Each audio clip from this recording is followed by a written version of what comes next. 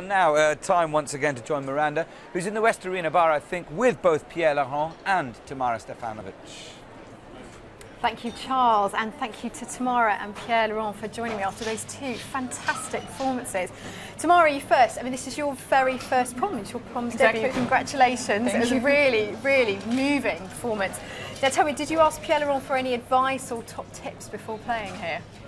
Well, I ask him for tips altogether, so it's mostly musical tips. You know, once you're on stage, it's the arena, so you have to find your own way and you have to find your own space and energy. So this is very personal, but I ask him for tips for everything. And you're a real Proms favourite here, Pierre-Laurent, but most of the chamber music you play is performed in much smaller venues like the V&A and Cadogan Hall. What was it like to play a Mozart sonata in such a huge space this evening?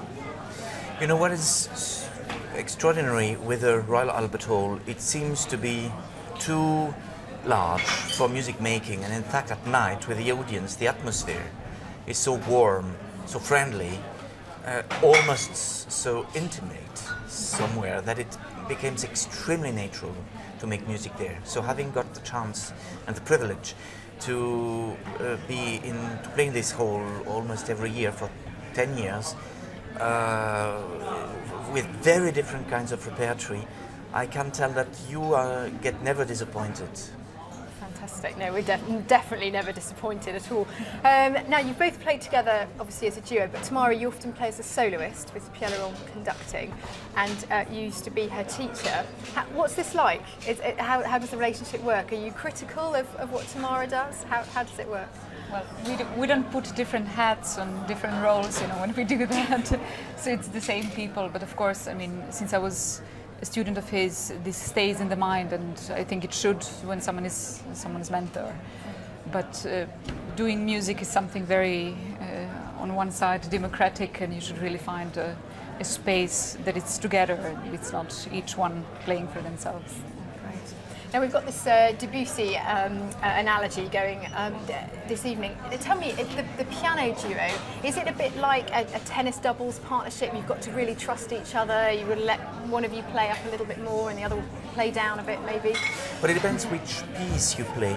In principle, this is a kind of, double identity, yes, double-faced game. It's a little like string quartets, I guess, for string players.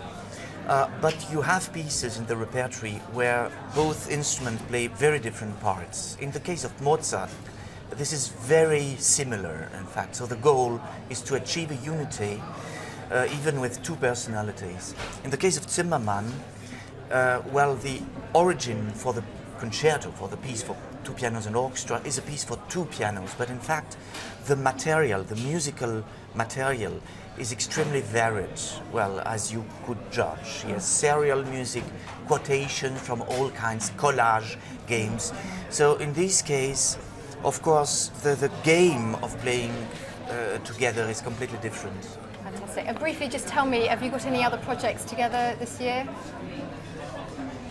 Yes, I'm very happy that he's conducting Carter Dialogues with Britain Sinfonia. Right.